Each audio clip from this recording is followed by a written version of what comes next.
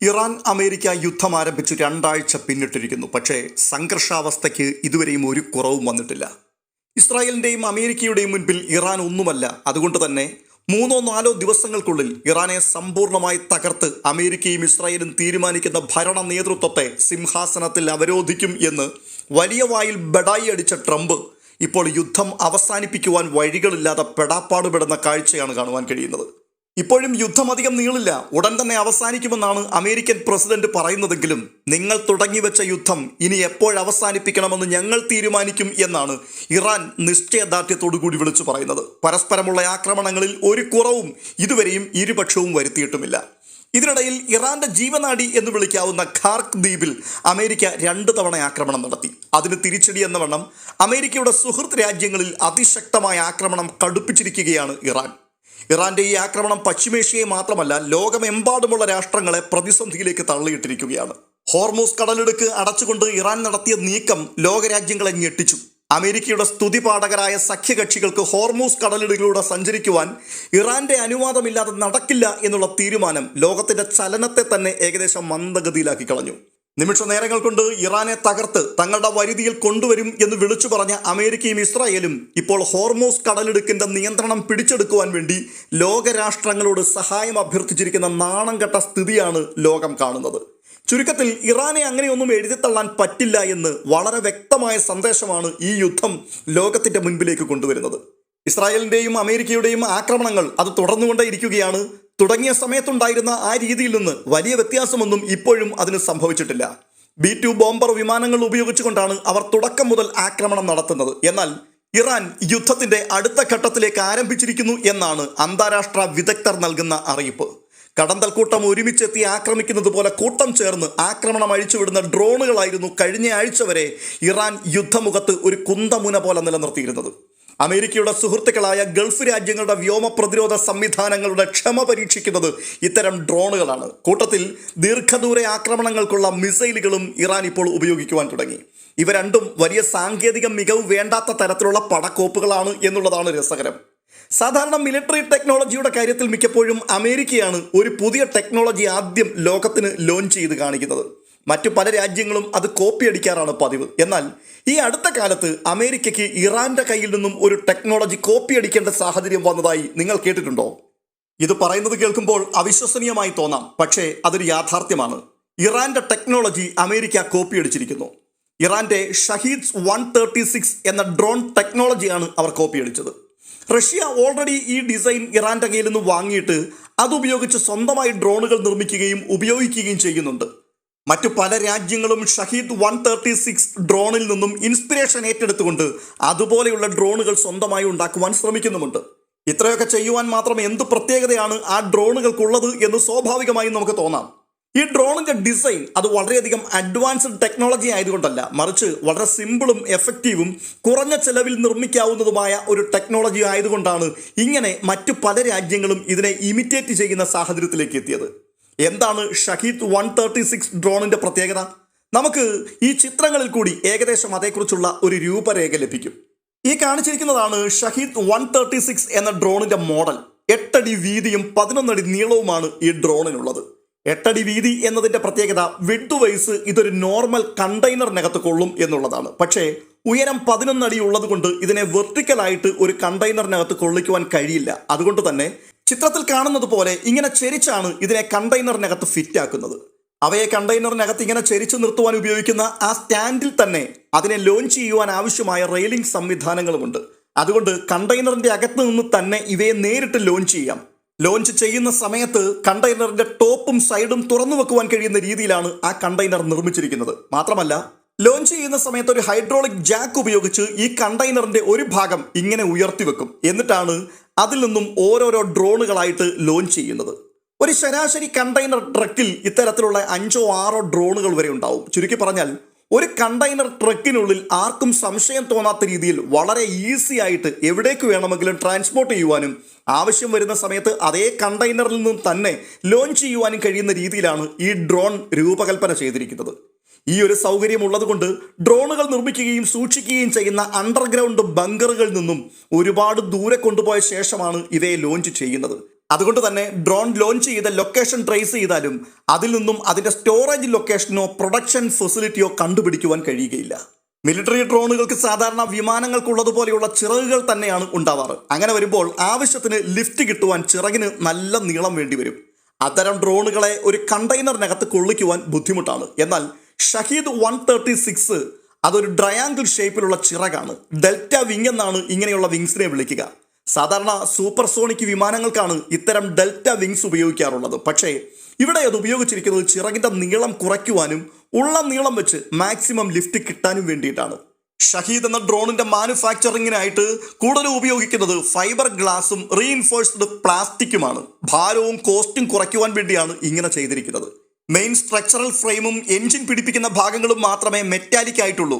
മാത്രവുമല്ല ഇതിന്റെ body metallic അല്ലാത്തത് കൊണ്ട് ഇത് റഡാർ വേവ്സിനെ താരതമ്യേന കുറവായിട്ട് മാത്രമേ റിഫ്ലക്ട് ചെയ്യിക്കുകയുള്ളൂ. അതിനാൽ തന്നെ ഇത് റഡാർ ക്രോസ് സെക്ഷൻ കുറയ്ക്കുവാനും സഹായിക്കും. നോർമൽ മിലിറ്ററി ഡ്രോണുകൾക്ക് ലാൻഡിംഗ് ടയർ അഥവാ ചക്രങ്ങൾ ഉണ്ടാവും. എന്നാൽ വെയിറ്റ് കുറയ്ക്കുവാൻ വേണ്ടി ചക്രങ്ങൾ പോലും ഇല്ലാതെയാണ് ഈ ഷഹീദ് എന്ന ഡ്രോൺ നിർമ്മിച്ചിരിക്കുന്നത്. ഈ ഡ്രോണുകളൊക്കെ വൺ ടൈം യൂസിന് വേണ്ടി മാത്രം ഉണ്ടാക്കിയിട്ടുള്ളതാണ്. അതുകൊണ്ട് ലാൻഡ് ചെയ്യുവാൻ ഇതിന് ചക്രങ്ങളുടെ ആവശ്യമില്ല. പക്ഷേ പറന്നുയരുന്ന സമയത്ത് എന്തായാലും ചക്രങ്ങൾ ആവശ്യമായി വരേണ്ടതാണ്. കാരണം ഇതിൻ്റെ ചിറകുകളിൽ ആവശ്യത്തിന് ലിഫ്റ്റ് കിട്ടി തുടങ്ങണമെന്നുണ്ടെങ്കിൽ ഒരു മിനിമം ഹൊറിസോണ്ടൽ സ്പീഡ് ഉണ്ടാവണം. ആ സ്പീഡ് എത്തുന്നത് വരെയെങ്കിലും ചക്രങ്ങൾ ആവശ്യമായിട്ട് വരും. ഈ ഒരു പ്രശ്നം ഒഴിവാക്കുവാൻ വേണ്ടി ഈ ഡ്രോൺ ലോഞ്ച് ചെയ്യുന്നത് ചെറിയ റോക്കറ്റുകൾ ഉപയോഗിച്ചാണ്. ചിറകുകളിൽ ലിഫ്റ്റ് കിട്ടുവാൻ പാകത്തിലുള്ള സ്പീഡ് എത്തുന്നതുവരെ ആ റോക്കറ്റാണ് ഡ്രോണിനെ പ്രൊപ്പൽ ചെയ്യിക്കുന്നത്. അത് കഴിയുമ്പോഴേക്കും ആ റോക്കറ്റ് താഴെ വീഴും. പിന്നീട് അങ്ങോട്ട് ഡ്രോൺ മുൻപോട്ട് പോകുന്നത് അതിൻ്റെ സ്വന്തം പ്രൊപ്പല്ലർ ഉപയോഗിച്ചാണ്. കാഴ്ചയ്ക്ക് ഒരു ബൈക്കിന്റെ എൻജിൻ പോലെ തോന്നിക്കുന്ന ഒരു 2 സ്ട്രോക്ക് എൻജിനാണ് ഈ ഡ്രോണിന്റെ പ്രൊപ്പല്ലർ തിരിക്കുന്നത്. കുറഞ്ഞ വെയിറ്റിൽ കൂടുതൽ പവർ ഔട്ട്പുട്ട് നൽകുവാൻ കഴിയുന്ന എൻജിനുകളാണ് 2 സ്ട്രോക്ക് എൻജിനുകൾ. മാത്രവുമല്ല ഈ 2 സ്ട്രോക്ക് എൻജിനുകൾക്ക് മൂവിംഗ് പാർട്സ് വളരെ കുറവാണ്. അതുകൊണ്ട് തന്നെ വളരെ കുറഞ്ഞ മാസ് പ്രൊഡക്ഷൻ ചെയ്യുവാൻ കഴിയുന്ന എൻജിനുകളാണ് ഇവ. ഷഹീദ് 136 ഡ്രോണിനെ കുറിച്ചുള്ള ഒഫീഷ്യൽ ഇൻഫർമേഷൻസ് ഒന്നും ഇറാൻ പബ്ലിഷ് ചെയ്തിട്ടില്ല. അതുകൊണ്ട് തന്നെ ഈ എൻജിന്റെ പവർ എത്രയാണെന്ന് കൃത്യമായിട്ട് മനസ്സിലാക്കുവാൻ കഴിഞ്ഞിട്ടില്ല. എങ്കിലും പല സ്ഥലങ്ങളിൽ നിന്നും കളക്ട് ചെയ്തിട്ടുള്ള തകർന്ന ഡ്രോണുകളെ കുറിച്ച് പഠിച്ചതിൽ നിന്നും കിട്ടിയ വിവരങ്ങൾ അനുസരിച്ച് ഏകദേശം 50 ഹോഴ്സ് പവർ ഉള്ള എൻജിനാണ് ഇത് എന്നാണ് മനസ്സിലാക്കുവാൻ കഴിയുന്നത്. അത് വെച്ചിട്ട് ഈ ഡ്രോണിന് കിട്ടാവുന്ന മാക്സിമം സ്പീഡ് 180 km/h ആണ്. ഒരു പറക്കുന്ന വസ്തുവിനെ സംബന്ധിച്ചിടത്തോളം ഇത് തീരെ കുറഞ്ഞ സ്പീഡാണ്. എങ്കിലും ഈ ഒരു സ്പീഡിൽ 1500 മുതൽ 2000 km വരെ ഇതിന് സഞ്ചരിക്കുവാൻ കഴിയും. ഇതാണ് ഈ ഡ്രോണിന്റെ ഏറ്റവും വലിയൊരു പ്രത്യേകത. എൻജിൻ പവർ വളരെ കുറവായതുകൊണ്ട് ഇതിന്റെ ഫ്യൂവൽ കൺസപ്ഷനും കുറവാണ്. അതുകൊണ്ടാണ് ഇതിന് ഇത്രയും ദൂരം സഞ്ചരിക്കുവാൻ കഴിയുന്നത്. ഈ ഡ്രോണിൽ ഉപയോഗിച്ചിരിക്കുന്ന ഇലക്ട്രോണിക്സ് കമ്പോണൻസ് ഒന്നും വെപ്പൺ ഗ്രേഡ് ഇലക്ട്രോണിക്സ് അല്ല. കൊമേഴ്സ്യൽ പർപ്പസിന് ഉപയോഗിക്കുന്ന നോർമൽ മാർക്കറ്റിൽ അവൈലബിൾ ആയിട്ടുള്ള സാറ്റലൈറ്റ് നാവിഗേഷൻ സിസ്റ്റവും ഇനേർഷ്യൽ നാവിഗേഷൻ സിസ്റ്റവുമാണ് ഇതിൽ ഉപയോഗിച്ചിരിക്കുന്നത്. ഒരിക്കൽ ലക്ഷ്യം ഫീഡ് ചെയ്ത് കഴിഞ്ഞാൽ പിന്നെ അവിടെ എത്തുവാൻ വേണ്ട ഡയറക്ഷൻസ് നാവിഗേഷൻ സിസ്റ്റത്തിൽ നിന്നും തന്നെ കിട്ടും. ആ ഇൻഫർമേഷൻ അനുസരിച്ച് ഈ ഫ്ലാപ്പുകൾ നിയന്ത്രിക്കുവാനുള്ള സിഗ്നൽ കൊടുക്കുവാൻ പ്രോസസർ ബോർഡിന് കഴിയും. അതുകൊണ്ട് തന്നെ എക്സ്റ്റേണൽ സിഗ്നൽ വേണമെന്നില്ല. ചുരുക്കി പറഞ്ഞാൽ കുറഞ്ഞ ചെലവിൽ മാസ് പ്രൊഡക്ഷൻ ചെയ്യുവാൻ കഴിയുന്ന 2 സ്ട്രോക്ക് എൻജിനും ഫൈബർ ഗ്ലാസ് പ്ലാസ്റ്റിക് ബോഡിയും മാർക്കറ്റിൽ അവൈലബിൾ ആയിട്ടുള്ള കുറഞ്ഞ വിലയുള്ള ഇലക്ട്രോണിക്സ് കമ്പോണൻസുമാണ് ഷഹീദ് 136 ഡ്രോണിൽ ഉപയോഗിച്ചിരിക്കുന്നത്. അതുകൊണ്ട് തന്നെ ഇതിന്റെ ടോട്ടൽ പ്രൊഡക്ഷൻ കോസ്റ്റ് വളരെ കുറവാണ്. 10,000 മുതൽ 20,000 വരെ ഡോളർ മാത്രമാണ് പ്രൊഡക്ഷൻ കോസ്റ്റ്. അതായത് ഏകദേശം 10-20 ലക്ഷം രൂപ. എന്നാൽ ഇതേ ഫംഗ്ഷൻ ചെയ്യുന്ന ഒരു ക്രൂയിസ് മിസൈലിന് ഏകദേശം 20 കോടിയാണ് വില വരിക. ക്രൂയിസ് മിസൈലിന് സ്പീഡ് കൂടുതലുണ്ടായിരിക്കാം, ആക്യുറസി കൂടുതലുണ്ടായിരിക്കാം, കൂടുതൽ ശേഷിയും ഉണ്ടായിരിക്കാം. പക്ഷേ ഒരു ക്രൂയിസ് മിസൈലിന്റെ കോസ്റ്റിന് ഏകദേശം 100 ഷഹീദ് ഡ്രോൺസ് നിർമ്മിക്കുവാൻ കഴിയും. അതാണ് ലോ കോസ്റ്റിന്റെ അഡ്വാൻറ്റേജ്. ഷഹീദിന്റെ മൂന്നാമത്തെ അഡ്വാൻറ്റേജ് ആയിട്ട് പറയുന്നത് അതിന്റെ എഫക്റ്റീവ്നെസ് ആണ്. സാധാരണ ഒരു ആയുധം ലക്ഷ്യത്തിൽ എത്തിയാലാണ് അത് എഫക്റ്റീവായി എന്ന് പറയുക. എന്നാൽ ഷഹീദ് 136നെ സംബന്ധിച്ചിടത്തോളം അത് ലോഞ്ച് ചെയ്യാൻ കഴിഞ്ഞാൽ തന്നെ വിജയം കൈവരിച്ചു എന്ന് പറയാം. കാരണം $20,000 വിലയുള്ള ഷഹീദ് ഡ്രോണിനെ പ്രതിരോധിക്കുവാൻ ഉപയോഗിക്കുന്ന പാട്രിയറ്റ് മിസൈലുകൾക്ക് $40 ലക്ഷം വില. മാത്രവുമല്ല ചില അവസരങ്ങളിൽ ഓരോ ഡ്രോണിനും ചുരുങ്ങിയത് 2 പാട്രിയറ്റ് മിസൈലുകളെങ്കിലും ഉപയോഗിക്കേണ്ട സാഹചര്യങ്ങൾ വരുന്നുമുണ്ട്. അങ്ങനെ വരുമ്പോൾ ഒരു ഡ്രോൺ ലക്ഷ്യസ്ഥാനത്ത് എത്തിയില്ലെങ്കിൽ പോലും ശത്രുവിന് $80 ലക്ഷം നഷ്ടമുണ്ടാക്കുവാൻ അതിന് കഴിയുന്നു എന്നുള്ളതാണ് എടുത്തു പറയേണ്ട കാര്യം. അതായത് ശത്രുവിന്റെ ഇന്റർസെപ്റ്റർ മിസൈലുകൾ ചെലവാക്കി കളയുക എന്ന ലക്ഷ്യം നിറവേറ്റുന്നതിൽ ഈ ഡ്രോണുകൾ ഒരു നല്ല പങ്ക് വഹിക്കുന്നുണ്ട്. അങ്ങനെ ശത്രുവിന്റെ കയ്യിലുള്ള ഇന്റർസെപ്റ്റർ മിസൈലുകളുടെ എണ്ണം കുറഞ്ഞു കഴിയുമ്പോൾ അവരുടെ നേരെ കൂടുതൽ ശക്തിയുള്ള ബാലസ്റ്റിക് മിസൈലുകൾ ഉപയോഗിച്ചാൽ അവർക്കത് തടുക്കുവാൻ കഴിയാതെ വരും എന്നുള്ളത് ശ്രദ്ധേയമായ കാര്യമാണ്. ഈ യുദ്ധത്തിലേക്ക് ശ്രദ്ധിച്ചാൽ കാണുവാൻ കഴിയുന്നത് കഴിഞ്ഞ 3 ആഴ്ചക്കാലവും ഇത് തന്നെയായിരുന്നു ഇറാൻ നിരന്തരം പയറ്റിക്കൊണ്ടിരുന്ന തന്ത്രം. ഷഹീദ് 136 ഡ്രോണുകൾ അത്യന്തം എഫക്റ്റീവാണ് എന്ന് പറയുവാനുള്ള കാരണം ഇത് തന്നെയാണ്. അങ്ങനെയുള്ളപ്പോൾ ഈ ഡ്രോണുകളുടെ ലോഞ്ചിങ് തന്നെ തടഞ്ഞാൽ മാത്രമേ ശത്രു രാജ്യങ്ങൾക്ക് എന്തെങ്കിലും പ്രതീക്ഷയ്ക്ക് വകയുണ്ടാവുകയുള്ളൂ. ഇന്നുവരെയുള്ള കണക്കുകൾ സൂചിപ്പിക്കുന്നത് ഇനിയും 20,000-ൽ കൂടുതൽ ഡ്രോണുകൾ ഇറാന്റെ കയ്യിൽ ഇത്തരത്തിലുണ്ട് എന്നുള്ളതാണ്. ചിലര് അത് 50,000-ൽ കൂടുതലാണ് എന്നും പറയുന്നുണ്ട്. പക്ഷേ ഇതിൻ്റെ ഒന്നും ഒഫീഷ്യൽ ഇൻഫർമേഷൻസ് എവിടെയും അവൈലബിൾ അല്ല. ഷഹീദ് 136 ഡ്രോണുകളുടെ എഫക്റ്റീവ്നെസ് മനസ്സിലാക്കി ഇന്ന് പല രാജ്യങ്ങളും ഇത്തരം ഡ്രോണുകൾ നിർമ്മിക്കുവാൻ ശ്രമിക്കുന്നുണ്ട്. ഞാൻ നേരത്തെ പറഞ്ഞതുപോലെ ഈ ഡ്രോണിൻ്റെ ടെക്നോളജി വളരെയധികം അഡ്വാൻസ്ഡ് ടെക്നോളജി ആയതുകൊണ്ടല്ല, മറിച്ച് വളരെ സിമ്പിളും എഫക്റ്റീവും അഫോർഡബിളും ആയതുകൊണ്ടാണ് മറ്റ് രാജ്യങ്ങൾ ഇതിനെ ഇമിറ്റേറ്റ് ചെയ്യുവാൻ ശ്രമിക്കുന്നത്. അതിനാൽ തന്നെ അവർക്ക് ഇതുപോലെയുള്ള ഒരെണ്ണം ഡെവലപ്പ് ചെയ്യുക എന്നത് അത്ര ബുദ്ധിമുട്ടുള്ള കാര്യമല്ല. അമേരിക്ക ലൂക്കാസ് എന്ന പേരിൽ ഷഹീദ് 136 ഡ്രോണിന് സമാനമായ ഡ്രോൺ ഡെവലപ്പ് ചെയ്തെടുത്തിട്ടുണ്ട്. അതുകൊണ്ട് തന്നെയാണ് പറഞ്ഞത് അമേരിക്ക ഇറാന്റെ ഈ ടെക്നോളജിയെ കോപ്പിയടിച്ചു എന്ന്. പക്ഷേ ഇപ്പോൾ യുദ്ധം 3-ാമത്തെ ആഴ്ചയിലേക്ക് കടക്കുമ്പോൾ ഞാൻ മുൻപ് സൂചിപ്പിച്ചതുപോലെ ഇറാൻ ഡ്രോൺ ആക്രമണങ്ങൾക്ക് തൊട്ടു പിന്നാലെ പ്രയോഗിക്കുവാൻ കരുതി വച്ചിരുന്ന ആധുനിക ആയുധങ്ങൾ പലതും പുറത്തെടുത്തു എന്നാണ് പ്രതിരോധ വിദഗ്ധർ പറയുന്നത്. ഇതിൽ ഏറ്റവും ശ്രദ്ധേയമായത് ഡാൻസിംഗ് മിസൈൽ അഥവാ ചടുല നൃത്തം നടത്തുന്ന മിസൈൽ ആണ്. ലോക ചരിത്രത്തിൽ തന്നെ ആദ്യമായിട്ട് യുദ്ധവേളയിൽ സെജിൽ എന്ന് വിളിപ്പേരുള്ള ഡാൻസിംഗ് മിസൈൽ ഇറാൻ പ്രയോഗിച്ചു എന്നുള്ള റിപ്പോർട്ടുകൾ ഇപ്പോൾ പുറത്തു വന്നിരിക്കുന്നു. പശ്ചിമേഷ്യയിലെ അമേരിക്കൻ കേന്ദ്രങ്ങളെ ലക്ഷ്യമാക്കിയാണ് ഈ അത്യാധുനിക മിസൈൽ ഇറാൻ ഇപ്പോൾ വിക്ഷേപിച്ചത്. കഴിഞ്ഞ മാസം 28-ന് ആരംഭിച്ച യുദ്ധത്തിന് ശേഷം ആദ്യമായിട്ടാണ് സെജിൽ മിസൈൽ ഉപയോഗിച്ചത്. ഇറാൻ തന്നെ രൂപകൽപ്പന ചെയ്ത് വികസിപ്പിച്ചെടുത്ത ഖര ഇന്ധനം ഉപയോഗിക്കുന്ന ബാലിസ്റ്റിക് മിസൈലാണ് ഇതെന്നാണ് പറയുന്നത്.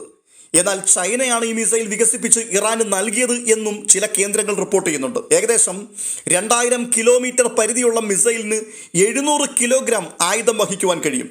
സെജിലിന് സാധാരണ സ്ഫോടക വസ്തുക്കളെയും ആണവ പോർമുനകളെയും വഹിക്കുവാൻ കഴിയും എന്നുള്ളതാണ് ഇതിനെ കൂടുതൽ അപകടകാരിയാക്കി മാറ്റുന്നത്.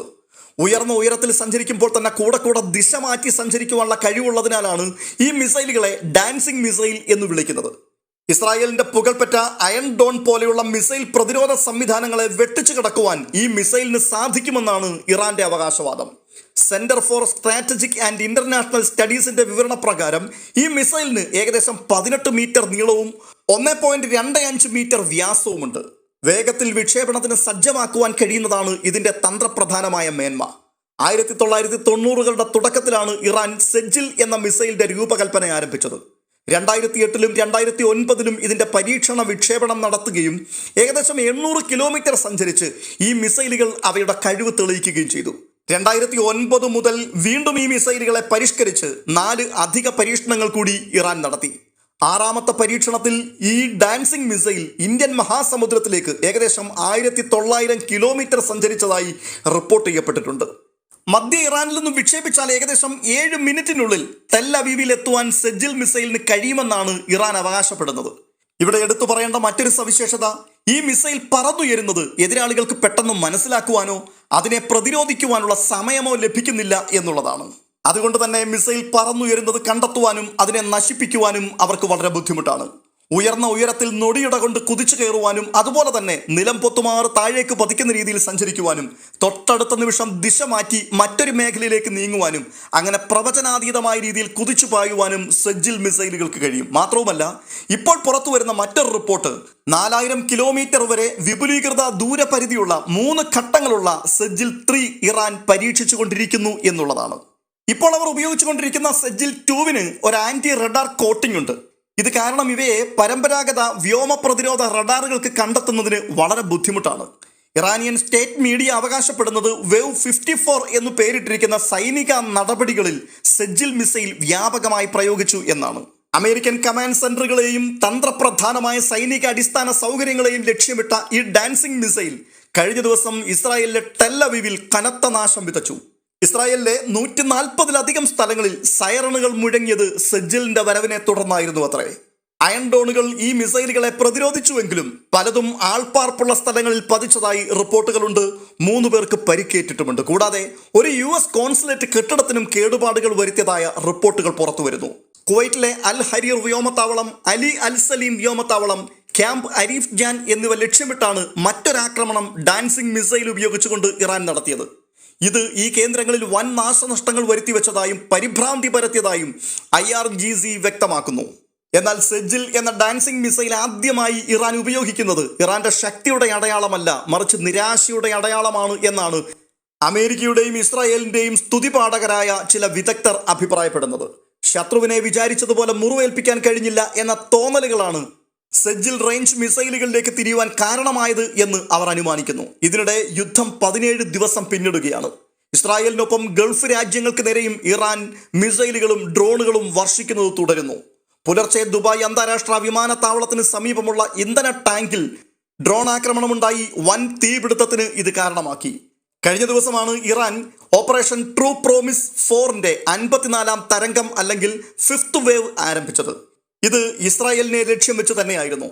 ഇസ്രായേൽ ഭരണകൂടത്തിന്റെയും വ്യോമപ്രവർത്തനങ്ങളുടെയും ഭരണസിരാ കേന്ദ്രങ്ങളുടെയും സൈനിക പ്രതിരോധവുമായി ബന്ധപ്പെട്ട അടിസ്ഥാന സൗകര്യങ്ങളുടെയും ഒക്കെ കടക്കൽ കത്തിവെക്കുന്ന ആക്രമണമായിരുന്നു എന്ന് ഇറാൻ പറയുന്നു.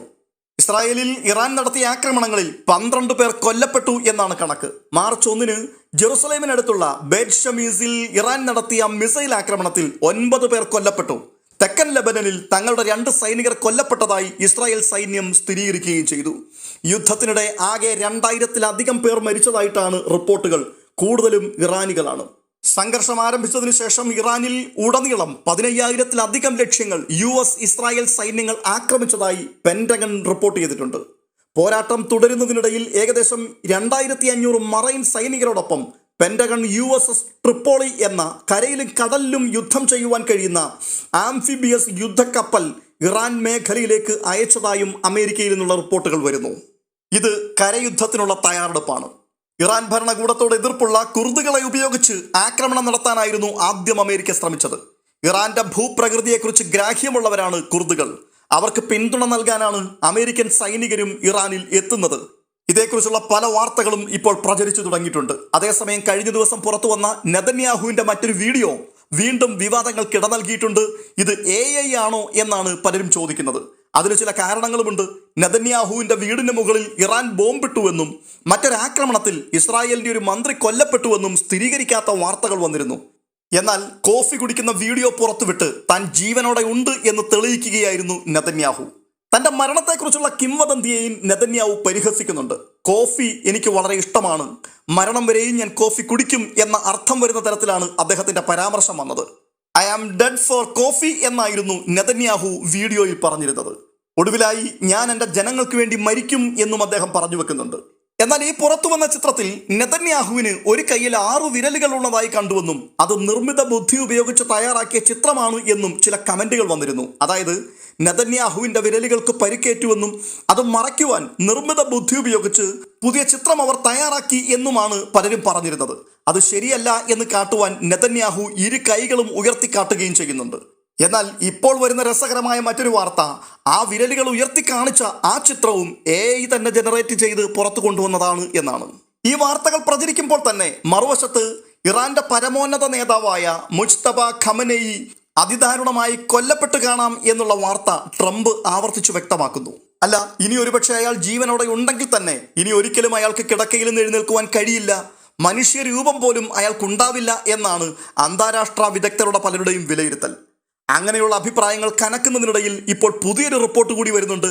മാരകമായി മുറിവേറ്റ മുജ്തബ ഖമനേയി അതീവ രഹസ്യമായി റഷ്യൻ പ്രസിഡന്റ് വ്ളാഡിമിർ പുടിന്റെ നേതൃത്വത്തിൽ മോസ്കോയിലേക്ക് പോയിരിക്കുന്നു. മോസ്കോയിലുള്ള ഒരു ഹോസ്പിറ്റലിൽ അദ്ദേഹം വിദഗ്ധ ചികിത്സയ്ക്ക് വിധേയമായിരിക്കുന്നു. ഇറാനിൽ തുടരുന്നതും അവിടെയുള്ള ഹോസ്പിറ്റലുകളിൽ ചികിത്സ നടത്തുന്നതും ഇറാന്റെ പരമോന്നത നേതാവിനെ സംബന്ധിച്ചിടത്തോളം ഇപ്പോഴത്തെ സാഹചര്യത്തിൽ ഒരു വലിയ വെല്ലുവിളി ആയതുകൊണ്ടാണ് അദ്ദേഹത്തെ മോസ്കോയിലേക്ക് മാറ്റിയിരിക്കുന്നത് എന്നൊരു കൂട്ടം ആൾക്കാർ പറയുന്നുണ്ട്. ഈ വാർത്തകളൊക്കെ തന്നെ സ്ഥിരീകരിക്കാത്തതാണ് എന്നുള്ളതാണ് രസം. അതായത് യുദ്ധം പൊട്ടിപ്പുറപ്പെടുമ്പോൾ യുദ്ധമുഖത്ത് നിന്ന് സ്ഥിരം പ്രചരിക്കുന്ന നുണക്കഥകൾ തന്നെയാണ് ഇതൊക്കെയെന്ന് നമുക്ക് വിലയിരുത്താം. എന്തായാലും സ്ഥിതിഗതികൾ രൂക്ഷമാണ്, പ്രവചനാതീതമാണ്. എന്തൊക്കെയാണ് സംഭവിക്കുന്നത് എന്നറിയുവാൻ വീണ്ടും നമുക്ക് കാത്തിരിക്കാം.